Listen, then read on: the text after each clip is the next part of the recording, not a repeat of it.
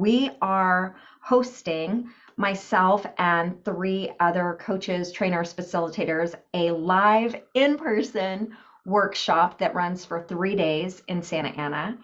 It is called Restoried, where we explore the foundations of transformation, of wholeness, of integration, of metabolizing our grief and our life so that we can create a new story on purpose for healing ourselves, each other, and our world. And what I'm most excited about is being with people that I've only ever met virtually in this shared space. But if you're interested, you can go to my website, legitu.com, which is in the show notes. And there is a button you can click and learn more about the Restoried training that was written by Brandon Cook of Naming the Real. So when was that again? December 8th, 9th, and 10th in Santa Ana, which is in Southern California.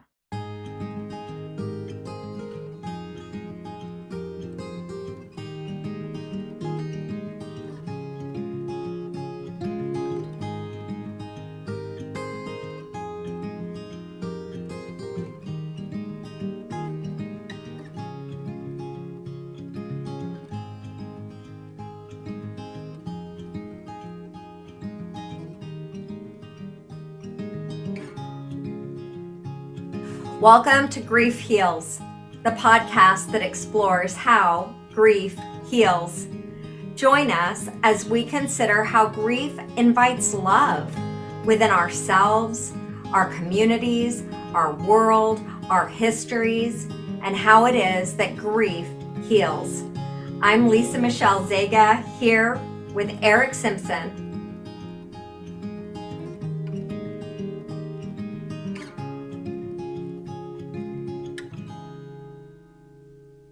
Today we are just exploring grief and talking about the sorrows of this world.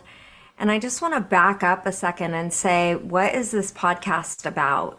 And I think at its core, it's about love. It's a conversation about love and considering grief through the lens of love and how grief might be love. And I'm here with Eric Simpson, and we are talking about the sorrows of this world. And welcome, welcome, welcome. So we're talking about the sorrows of this world, not because that's what this podcast is about, but because that's the third gate of grief in Francis Weller's Five Gates of Grief. Yeah, 5 primary gates of grief. Right. Mm-hmm. So the idea that everything that we love, we will lose. And then the places that have not known love. And then today, the third gate, the sorrows of this world. And then what we needed and did not receive. And then the ancestors, grief that we're carrying from those who've come before us. Eric, just even saying that phrase, the sorrows of this world, what comes up for you? There are a lot of things that come up. The sorrows of this world is a pretty broad category. Yeah. And it also has maybe literary overtones, more religious overtones. But I'd say literary because when people are talking about the sorrows of this world, everyone kind of knows what that means. But we can still kind of discuss it. Yeah, well, it's interesting because when I'm thinking about it, one of the things that's coming up for me is the complexity of love and the nuance of love and the completeness of love and the fullness of love, like that it touches everything. And when we think, and grief is the same way, right? It's really full, but I think it's been reduced to this idea of just sadness. I don't know, I'm just thinking about that and how that keeps us from the love or the attention. Last week, one of the things you talked about was attention in relationship to love.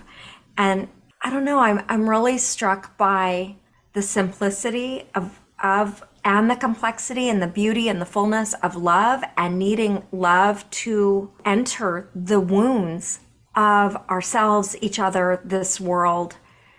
I don't know, just this curiosity around how does reducing grief down to like this dark emotion keep us from engaging the sorrows with love?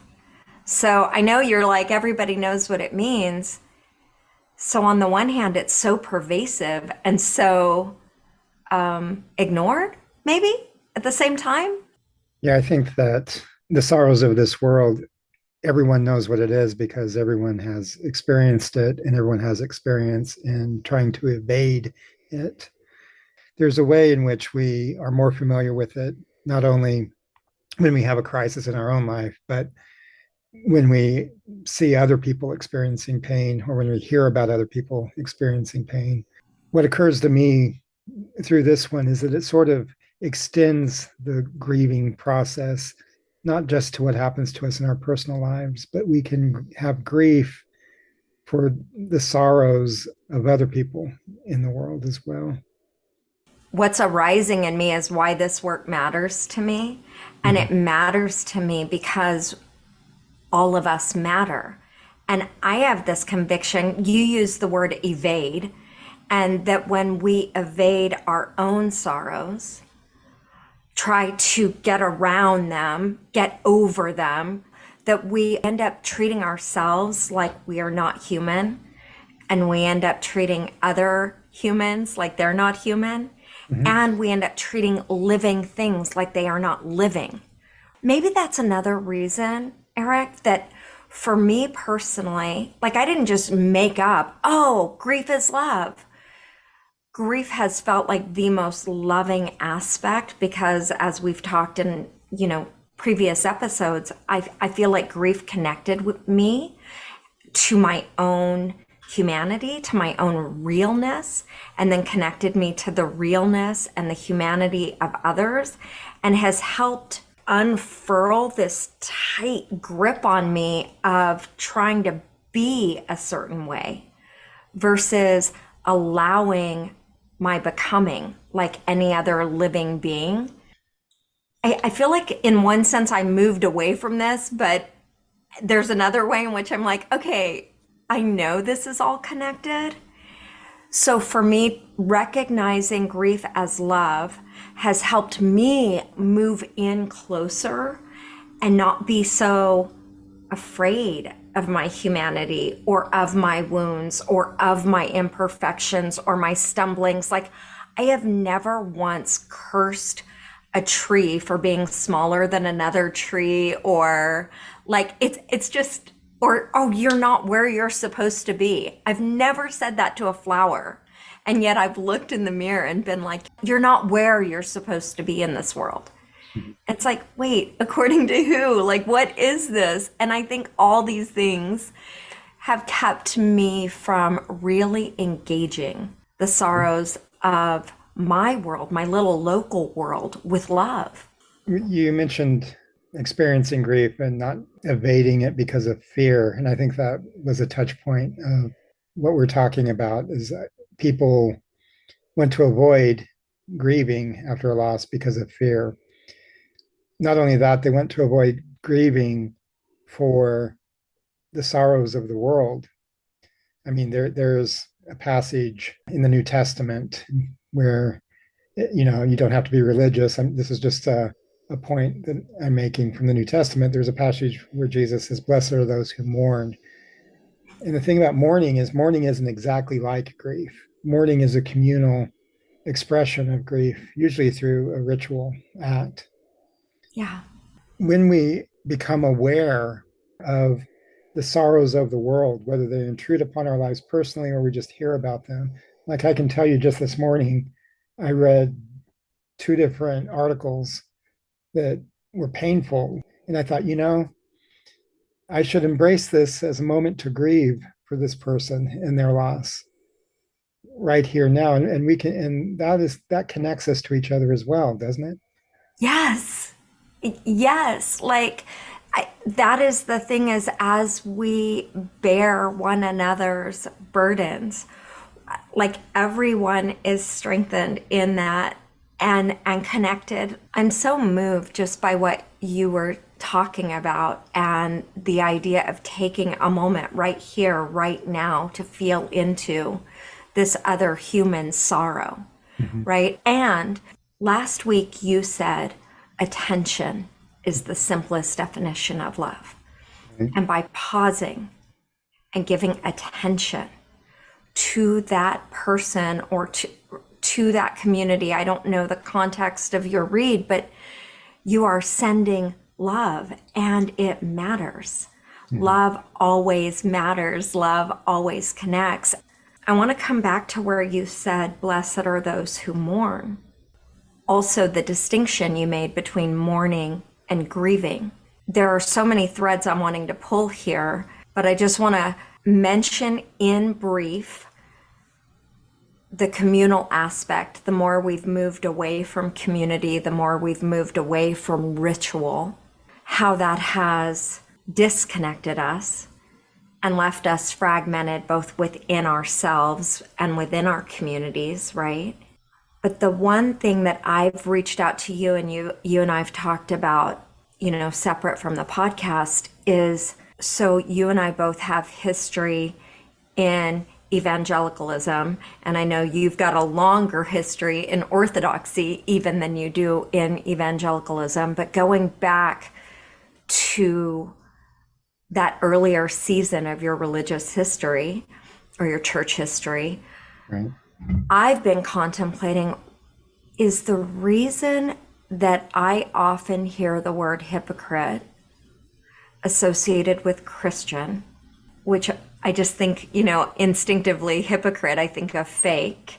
If Jesus is the man of sorrows, and yet we are trying to fit in some sort of box, moving away and being conditioned away from our humanity, trying to be what we're supposed to be in evangelicalism, or do what we're supposed to do to quote unquote be Christian, and moving away from this one that Christianity centers around. Is there a connection between the hypocrisy that people experience in the church and the distance from grief, and then wondering about God and God grieving? So I'd love to hear your thoughts. I think there are three things you're talking about. You're asking about hypocrisy and people living in a grief denying culture, which a lot of evangelicalism, a lot of other spiritual traditions or communions also have this problem because it's a societal thing. We live in an industrialized society where we are set up to be consumers, and our humanity is sort of reduced to consumption and our choice of not what we pay attention to necessarily, but that's part of it, but also what we consume. And that's how we define ourselves more or less on an unconscious level. I'm sure nobody's going to go out and say, proudly, I am a consumer, and that's it. So if we're just consumers, we need to be satisfied by what we consume. And so the whole gist of the entire movement of capitalist society, not saying capitalism is good or bad in itself, but in this particular situation, the gist is a movement towards the denial of things that don't make us satisfied or happy. And grief would be something that we want to deny. And so, in that pursuit of happiness, a lot of people don't find happiness in the things they consume. And so they try to self soothe, as we mentioned before, and, possibly do things that they say are immoral. That's where the hypocrisy comes in. I'm so glad you brought us here because I feel like you led us right to the sorrows of the world. In Mm-hmm. other words, you even brought up that evangelicalism is tucked into a larger conversation that other spiritual communities are also tucked into. Mm-hmm. And this sense of I am a consumer being the underpinning of this message, and that what we're consuming is not satisfying. And to fit into that conversation, grief must be denied, rejected, evaded. And maybe, Eric, I feel like I don't even remember which one was the red pill, which one was the blue pill in the Matrix, but there was one that said, hey, here's something, this pill unplugs you from the program, Mm-hmm. and yet far more satisfying, right? And that is what grief has done for me, like engaging grief that I could not deny within myself, has brought a realness, a trueness, my own connection to humanity, and not just my humanity, and not just human, but living, being, and the sorrow of the world that I felt like you connected me, at least my heart to, is the idea of having a culture of consumerism where the human is reduced. And I just want to bring love to all of us. Right. And if the loving thing to do is to grieve at the sorrows of the world, I think I've thought about certain situations that I would not want to happen that, the first gate tells us are going to happen and how I would react to them. And I think to myself, I wouldn't be able to survive if something like that happened. And if I gave myself over to the grief, I'd get lost in it, never come out of it. But what happens is, I think, if we don't grieve, then it's going to keep knocking at the door and we'll never get out of that. It will keep turning up in our lives and we'll never get out of that. If we do grieve, it's an entrance, like you were saying, into something else altogether.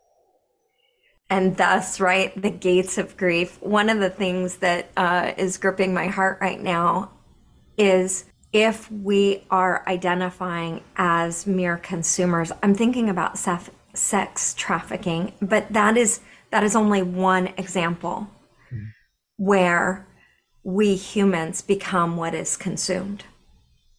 Yeah, I'm even thinking about when people are just treated like a cog in a machine in an industrialized society and the worker is themselves consumed. When we're thinking about grieving and moving into with love and attention. Right now I'm reading a book called Where Did You Park Your Spaceship by Rob Bell. And in it, he's essentially talking about a world that is, well, it's aliens, but where they're embracing living, their living beingness. And at least that's how I'm perceiving it right now. And grieving does that. It is loving. It is living, and it doesn't necessarily fit into, like, we are not boxed into then what industrialism does to the human. We recognize we are more than that. Someone asked me yesterday at a party, what is your podcast about? And I was like, it's about love. It's genuinely about love. It's about connection. It's about attention. Like, why does it matter? Because we matter. Yeah.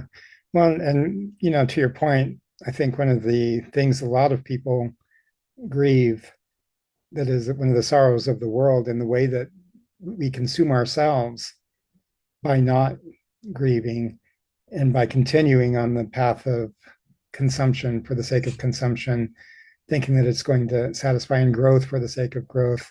There's a psychologist named James Hillman, who was a disciple of Carl Jung, who talked about growth for the sake of growth is not a virtue in itself. It's like cancer. That's what cancer does. One of the sorrows of the world that is very grievous, and that the way the self-consumption process happens, is what has happened in climate change and the way that it's impacted our planet itself, so that according to 98.9% of the scientific community, this is a man-made impact that's based on our radically consumeristic culture. And it is killing off life forms. It's the root cause of wildfires on the West Coast. My house burned down, and that was a loss. It's the root cause of things like COVID, because animals are pushed out of their natural territories into civilization because of changes in climate. Now I'm just listing some of the sorrows of the world. Yeah. We see that self-consumption, the consumption of the planet, our own habitat, because in our pursuit of finding that satisfying thing that's beyond our reach, because we're trying to avoid being afraid we're trying to avoid grief, we end up bringing about our own destruction. Whew.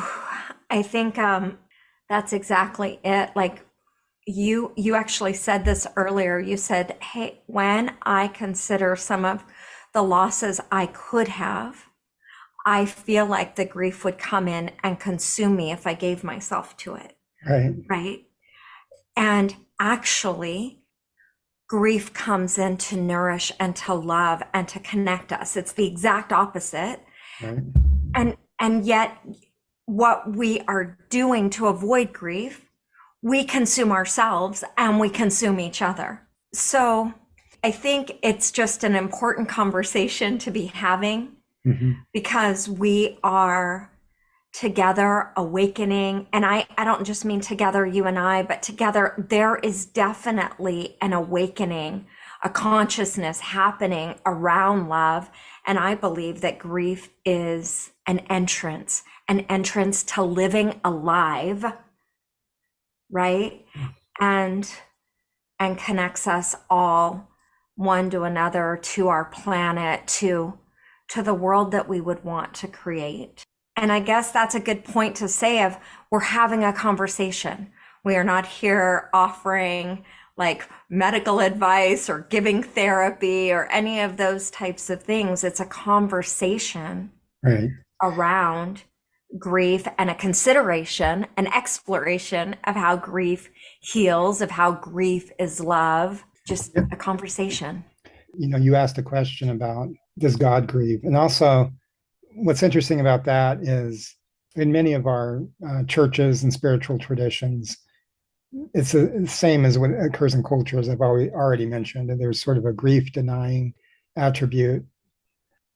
A lot of the spiritual communions in our culture have they've been captured by the spirit of capitalism and the spirit of our age and consumerism. And even though there are still things of value to be found in them, one of the things that is not of value that could change is this whole approach and understanding of how grief is a doorway into love and into understanding and into sort of being alive. Yeah. You don't die, with whatever it was that you lost. Grief is the way back to being alive again and thriving. And a connection to ourselves in our loss, and for when it's like a loved one that we lost, I have found, and a lot of the people I've worked with have found, a deepening of connection to those that have passed. I would love to have a conversation next week to pause on our gates of grief and have a conversation more fully around the grief of the divine. All right, thank you.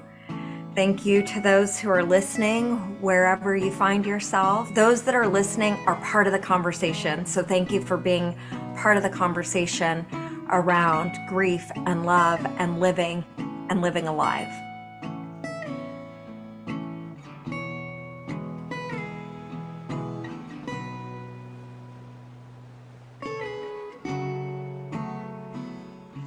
You've been listening to Grief Heals with Lisa Michelle Zega. The podcast is produced by me, Eric Simpson, in association with Jump Up and Down Productions. Music by Ken Delian, Drunken Nights to Sunday Mornings, and Stefan Carlin, A Calming Ocean, A Common Notion. If you would like more information about the work Lisa does, point your browsers to legityou.com. That's LEGITYOU. Lisa can also be reached at lisamichelle@legityou.com.